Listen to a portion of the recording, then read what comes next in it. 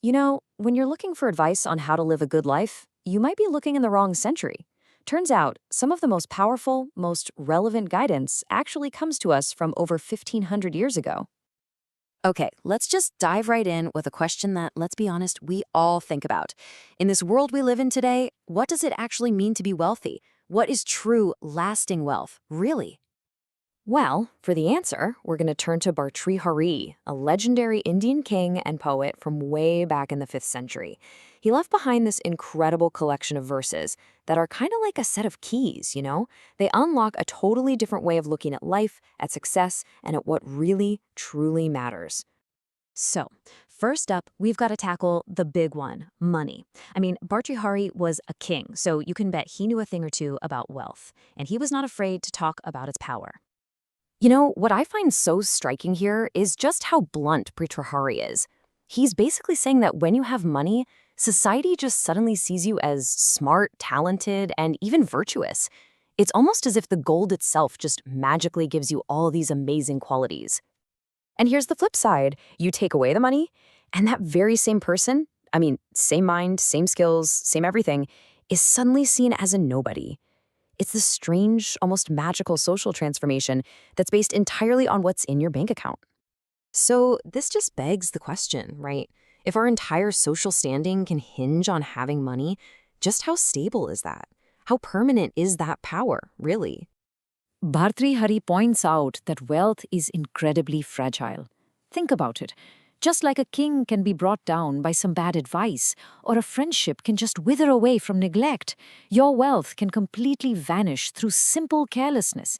It is not the stable foundation it seems to be at all.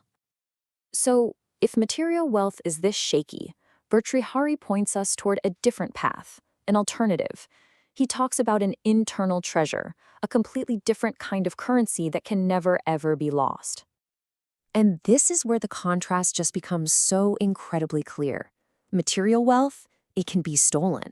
But knowledge, no, can't be stolen. Money, it goes down when you spend it. But knowledge, it actually grows the more you share it. When you're traveling, knowledge is your best friend. And get this, while you have to guard your money, knowledge is what guards you. Now, Bhartrihari uses this Sanskrit word vidya.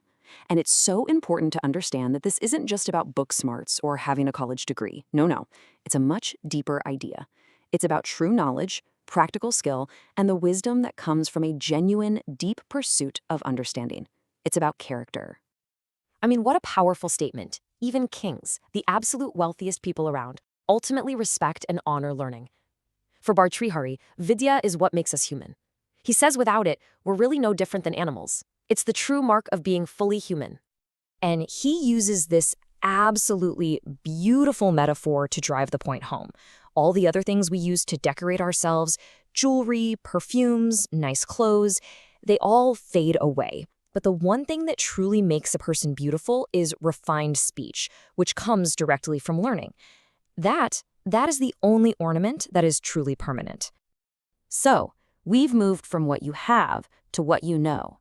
But Bhartrihari takes us one step further. See, the ultimate goal isn't just to have knowledge, but to use that knowledge to shape who you actually are. This is the final step in the journey, from having to knowing to being. So what does a person of great character, a great soul, actually look like? Well, Bhartrihari lays out the traits that just come naturally to them. And notice the balance here. It's courage when things are tough, but patience and humility when things are going great. It's about being a hero in a fight, but also being well-spoken in a crowd. It's a complete, well-rounded person. And what really gets me here is the deep, deep focus on humility. True greatness isn't about showing off. It's about giving to charity secretly. It's about doing something good for someone and then just keeping quiet about it. It's about having wealth without being arrogant. This, he says, is the difficult path of true virtue. And here it is, pretty much boiled down into a simple, actionable code. This is the daily practice of a great person. It's about honesty, it's about integrity, respecting wisdom, and maybe most importantly, showing compassion to people who are struggling. All right, let's bring all this together, because Bhartrihari argues this isn't just about being a good person for your own sake. It's about the impact you leave behind. It's about your legacy. Just think about that for a second. That is such a profound way to redefine a successful life. Bhartrihari is suggesting that a life is truly meaningful if, through your actions and your character, you actually elevate the reputation of your entire family, your whole community. And that right there brings us to the ultimate takeaway. After this whole journey from what we have to what we know to who we are, the final measure of a good life isn't about what we pile up for ourselves. It's about what we contribute.